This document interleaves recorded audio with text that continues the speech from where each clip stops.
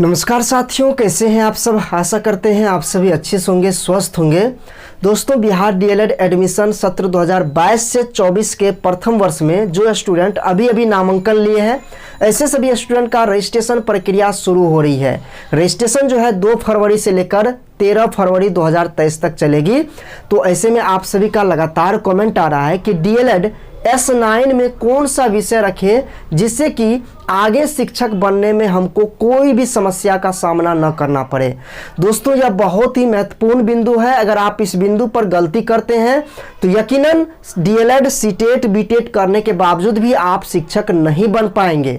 तो ये गलती आपको नहीं करना है और कैसे बचना है वो सारी चीज़ें आज के इस वीडियो में हम आप सभी को स्टेप बाय स्टेप क्लियर करेंगे।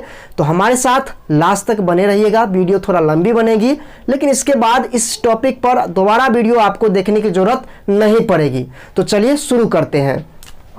आप सभी से रिक्वेस्ट है कि पहले वीडियो को आप सभी लाइक जरूर कर दीजिएगा, नए साथी है तो चैनल को सब्सक्राइब भी कर लीजिएगा। देखिए दोस्तों, जो स्टूडेंट अभी 2022 से 24 के प्रथम वर्ष में नामांकन लिए हैं, इसका रजिस्ट्रेशन शुरू हो रहा है 2 फरवरी से लेकर 13 फरवरी 2023 तक चलेगी। ये रजिस्ट्रेशन जो है सभी स्टूडेंट को करवाना जरूरी है जो अभी एडमिशन लिए हैं।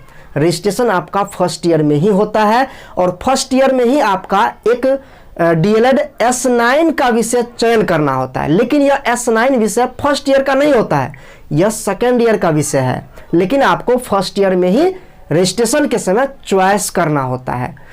और S9 विषय है क्या?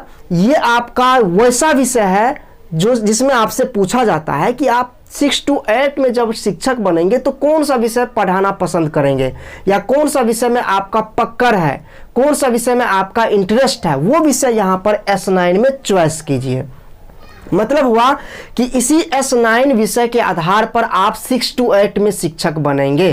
तो जो विषय आप यहाँ पर चयन करेंगे उसी विषय का आप शिक्षक बनेंगे। तो इस बात को आप सभी ध्यान में रखिए।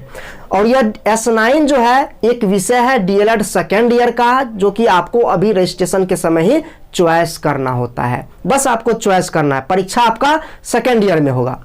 तो यहाँ पर ये चीज़ें समझ गए।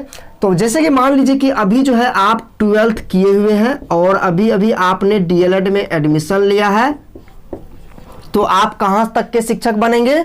डीएलएड करने के बाद जब आप सीटेट या बीटेट कर लेते हैं तो 1 to 5 तक का शिक्षक बनेंगे, ठीक है। लेकिन जब इसी के साथ जो है अगर आप ग्रेजुएशन कर लेते हैं तब जो है आप 6 to 8 तक का शिक्षक बनेंगे। तो कौन सा विषय का शिक्षक बनेंगे 6 to 8 में, ये चीज़ें यहाँ पर आप सभी को समझना है। तो यहाँ पर पहले ये समझिए कि जिसका इंटर में उर्दू था, डीएलएड में भी आप उर्दू विषय से एडमिशन लिए हैं, तो आप जो है 1 to 5 में उर्दू के शिक्षक बनेंगे। क्योंकि 1 to 5 में 2 तरह के शिक्षक होते हैं, एक तो आपका उर्दू, दूसरा आपका सामान में आर्ट्स वाले भी आ जाएंगे, साइंस वाले आ जाएंगे, कॉमर्स वाले भी आ जाएंगे, ठीक है। तो इसके अलावा अगर जो यहाँ पर आर्ट्स या साइंस या कॉमर्स वाले थे तो उनका जो एडमिशन हुआ है डीएलएड में, वो समान वर्ग के शिक्षक बनेंगे। तो 1 to 5 में कतई दिक्कत आप सभी को नहीं होगी। दिक्कत कहाँ होगी? ये जो है सेकेंड पेपर में, यानी कि 6 to 8 में जब आप शिक्षक बनेंगे।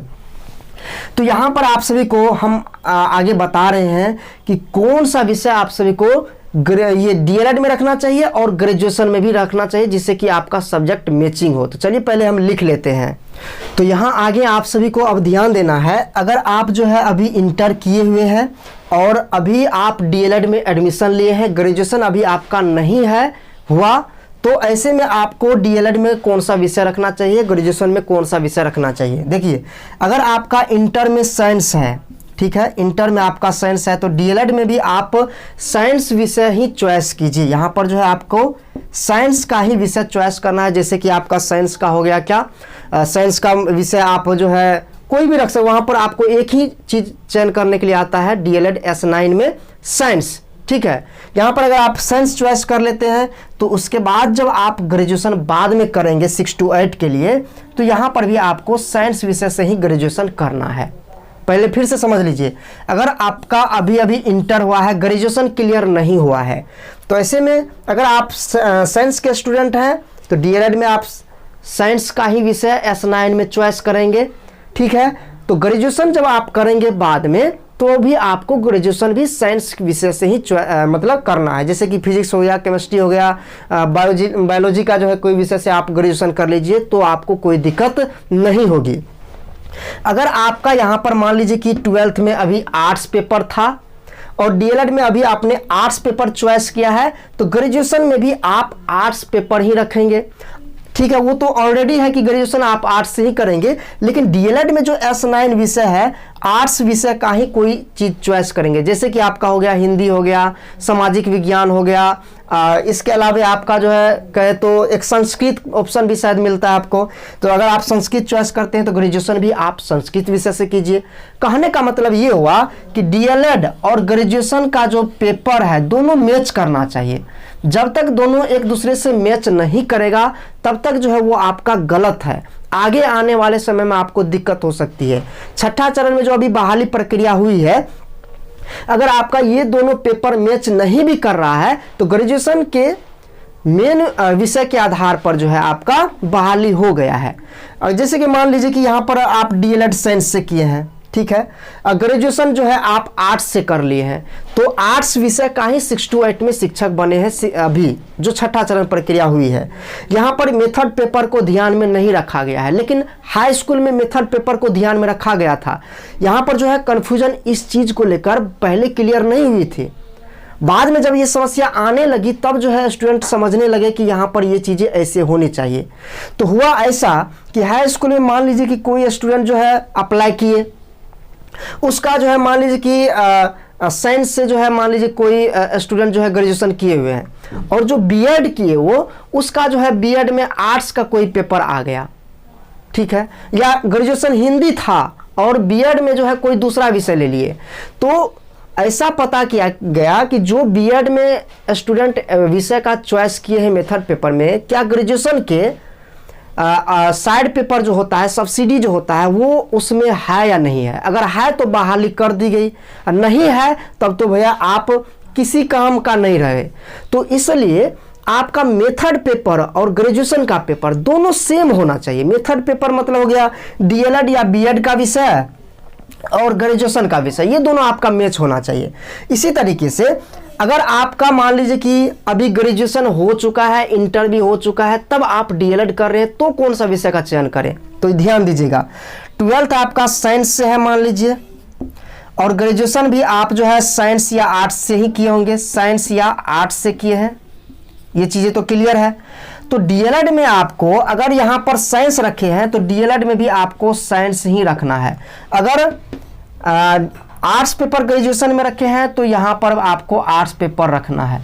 मतलब कि अगर आपका ग्रेजुएशन हो चुका है तो डीएलएड में आपको वही विषय चॉइस करना है जो आपका ग्रेजुएशन का ऑनर्स पेपर है, उसी से संबंधित आपको पेपर चॉइस करना है। अगर मान लीजिए सोशल साइंस का यहाँ पर विषय कोई चॉइस करके रखे हुए हैं, हिंदी मान लीजिए हिंदी से ग्रेजुएशन किए हैं तो यहाँ पर आप हिंदी विषय ही रखिए।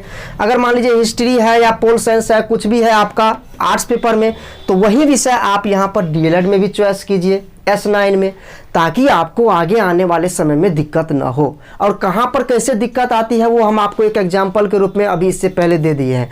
तो ये चीज़ें बस आपको ध्यान में रखना है, इसके अलावा आपको कोई दिक्कत नहीं होगी। बस इतना ही बात है।